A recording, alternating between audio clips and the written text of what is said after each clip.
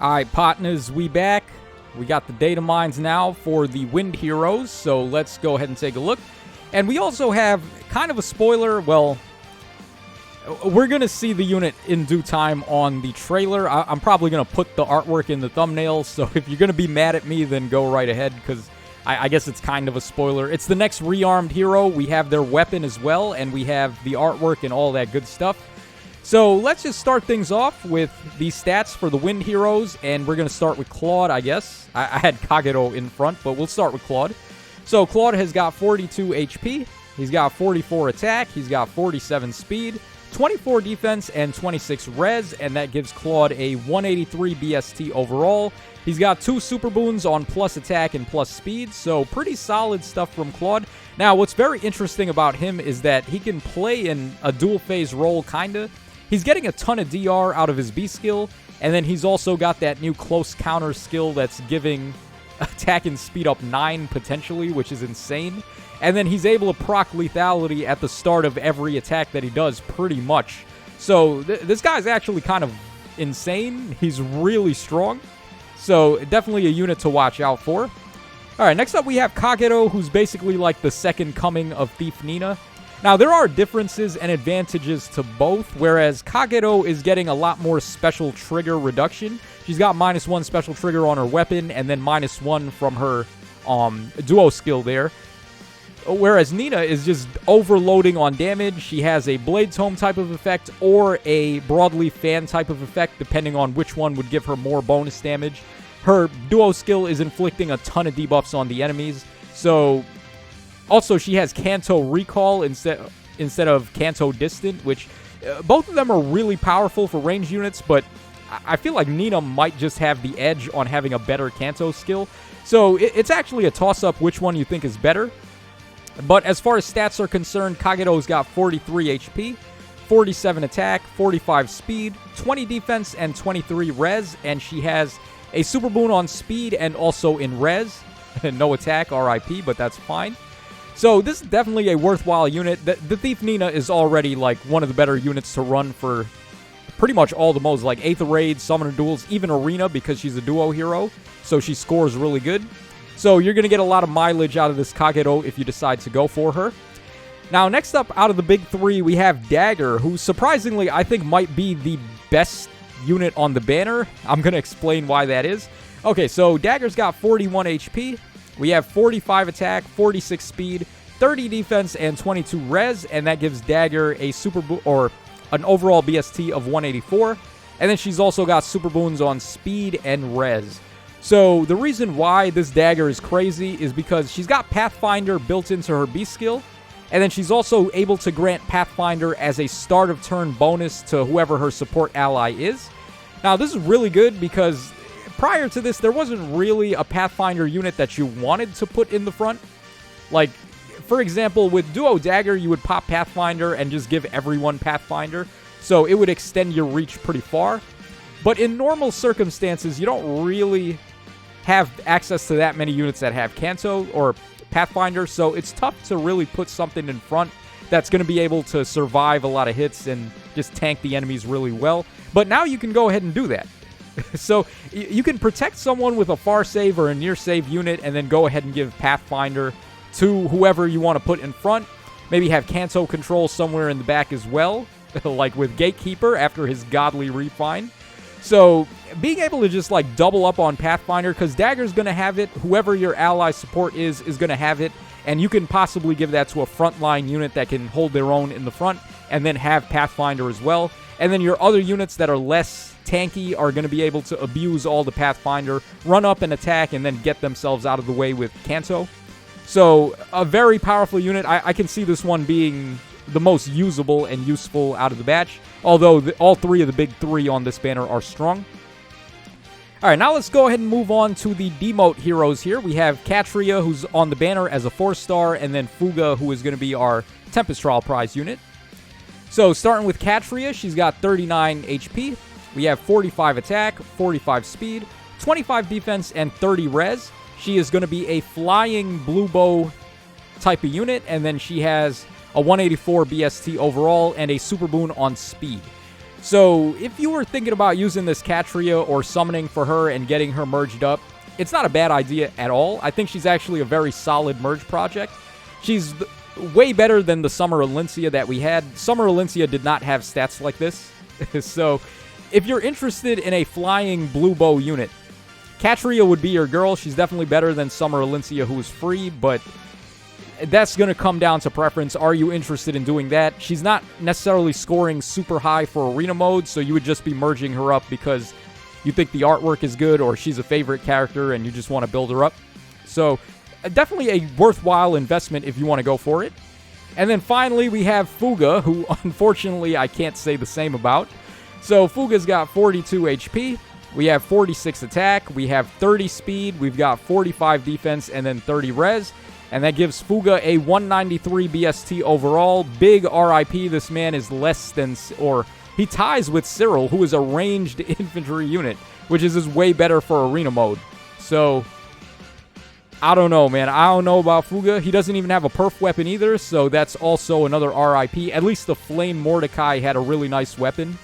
So, I don't know. They really did not do any favors to Fuga, unfortunately. Although his artwork is pretty nice. So, let's go ahead and take a look now at some other things here. So, we're going to take a look at Fuga's artwork.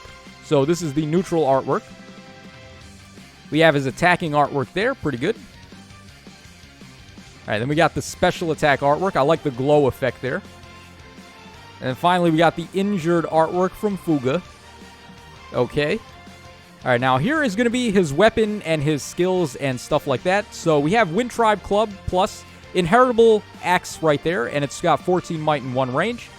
So at the start of turn, if unit's HP is over 25%, grants if unit initiates combat, unit makes a guaranteed follow-up attack, and null panic to unit for 1 turn.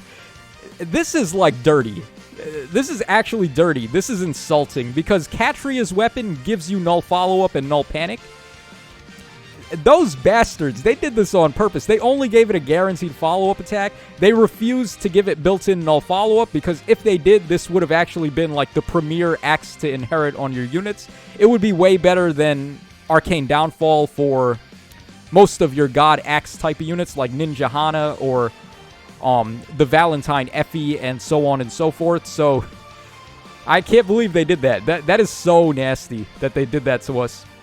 Alright, also at the start of combat, if unit's HP is over 25%, grants attack and defense up X to unit during combat, where X is the number of bonus effects active on unit and penalty effects active on foe, excluding stat bonuses and stat penalties times 2 plus 5. Not a difficult condition to meet, as we've said many times. Bonus effects and start of turn bonuses are so easy to get now. Every team's basically got Catria or Cordelia, and then one of the 2 Asker units. That's already 4 bonuses right there, so you can expect that you'll be able to get this to work to the fullest extent. And as far as, I guess, okay, maybe I should retract what I said about the null follow-up being missing here, because this one seems more tanky-oriented. It's doing attack and defense instead of, like, attack and speed like Catria's bow did. So, is this better than Arcane Downfall? I would say probably not. Downfall is giving you the passive healing. It's giving you the special acceleration with the -1 special trigger, which is a really good combo. You're getting all stats up 5, and then I think it does one more thing. I think it blocks the enemy's follow-up. So that one would be more suitable for defense, I would say. There's easy enough skills to get that can give you a guaranteed follow-up if you really want it. So, not the biggest deal there. Okay, so his passive skills now, we have Bonfire right there. Yeah, Heavy Blade 3, and then Threaten, Attack, and Defense 2. Yeah, not much to say. Heavy Blade 4 isn't even good anymore, so...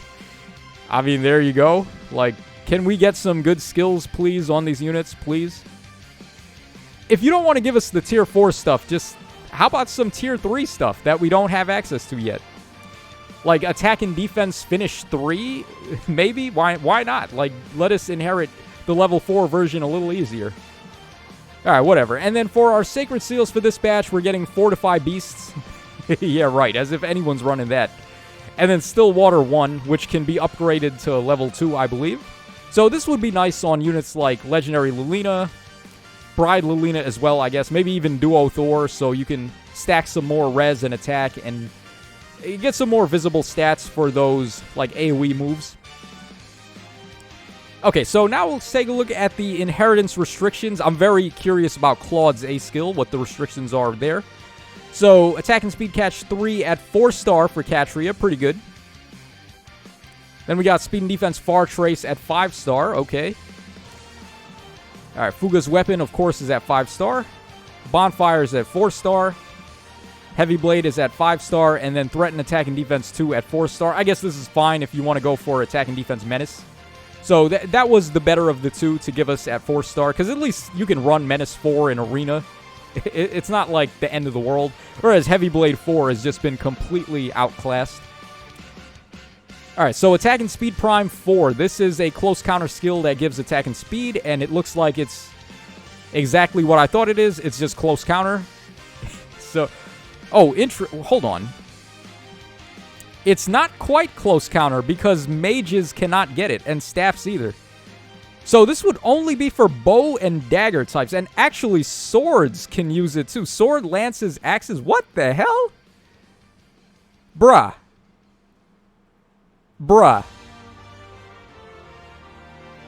This is busted, dude. What the hell? Yo, you could give this to, like, Fallen by. This is actually better than Distant Attack Speed Solo, because you're getting more speed out of this, and it has a more lenient condition than Attack and Speed Solo, where you got to be by yourself and you're only getting attack and speed up 5. Dude, this is broken. What have they done here? Look at this. Alright, but mages get the shaft, as always, but like bows, daggers, sword, lances, axes, I was not expecting swords, lances, and axes at all. That's cracked, actually. That's nuts. Alright, yeah, I'm gonna have to do a video about this skill by itself. Like, that's stupid. Okay, Disarm Trap 4 basically is just daggers. We already know about that. And that's pretty much it for the new skills. So, coming up next, we are going to be taking a look at spoilers. I'm warning you guys already. I probably will put it in the thumbnail just because it's going to add more spice to the thumbnail. So, if you're going to be mad and dislike the video, go right ahead. I don't mind. But let's go ahead and take a look now at the next rearmed hero, and it's going to be Plumeria. So, Plumeria is going to be our rearmed hero from the Tempest Trial for Book 4. So, very nice artwork here. I actually really like this artwork for her. Very detailed, too. This actually looks like it's straight out of a video game. Like some top-tier video game CG. This looks really good. Okay, here is the neutral attack artwork. Pretty solid. I like this blue rose that she's holding, too. That's pretty fire. And then the attacking art, really nice effect there. I love the shadow effect coming out. And then finally, we have the injured artwork from her. Okay, so let's go ahead and move on now. Let's take a look at her weapon and her stats. Now, take these with a grain of salt. These are Tempest Trial stats. She's going to be the final boss on the Tempest Trial. So these are her stats here. We got a ton of attack, basically, and then everything else is a dump besides res. And then HP is hard to say because they tend to give the inflated HP to the final bosses. So when she comes out, I would expect lots of attack and res on her build. She's got Mirror Impact, Flyer Formation 3, Attack and Res Rain. I don't think this is going to be her base kit when she's summonable. They're definitely not giving her Mirror Impact. They're going to give her something better. And she's probably going to have a perf passive as well. So, like, they always do that with the rearmed heroes, give them a perf passive, just to separate them a little bit from the units that can inherit the weapon. Alright, so Arcane Euphoria. So this is the Arcane Blue Tome. I'm going to have to do a video about this too. So, like, who the best Blue Tome units are to give this to. Alright, so -1 special trigger. At the start of combat, if unit's HP is over 25%, grants all stats up 5 to unit. Unit makes a guaranteed follow-up attack. Deals damage equal to 15% of unit's attack, including when dealing damage with a special trigger before combat. And reduces damage from foes' first attack by 30% during combat. Yeah, this is really good. Awesome. Really nice Arcane Tome there. This is actually better than the Red Tome, I would say, because you're getting true damage based on attack with this. And the Red Tome gives you -1 special trigger, and for the most part, like, similar effects here, and it nullifies penalties to attack, but I would rather take the true damage based on attack, and then you're free to run, like, Special Spiral 4 and Times Pulse 4 to just manage your special and just pop it every single time. So this is going to pile on a lot of damage. Blue Tomes are eating well with this. So that is very nice to see, and that's pretty much everything out of this data mine. We can quickly refresh to see if I missed anything, but I don't believe so. Yeah, I mean, just in case, right? Let's make sure we got everything here. Yeah, lots of people very happy about the refines, as am I. Okay, so that's going to wrap us up for this video, guys. I am going to just put out a boatload of videos now talking about these new passive skills, at least the ones that I think are the most important. So the new Arcane Blue Tome and absolutely Claude's new A skill, which is gross as hell. So get ready for that, guys. And this is your boy Tacho signing out. So take care, and I'll catch y'all again on the flip side.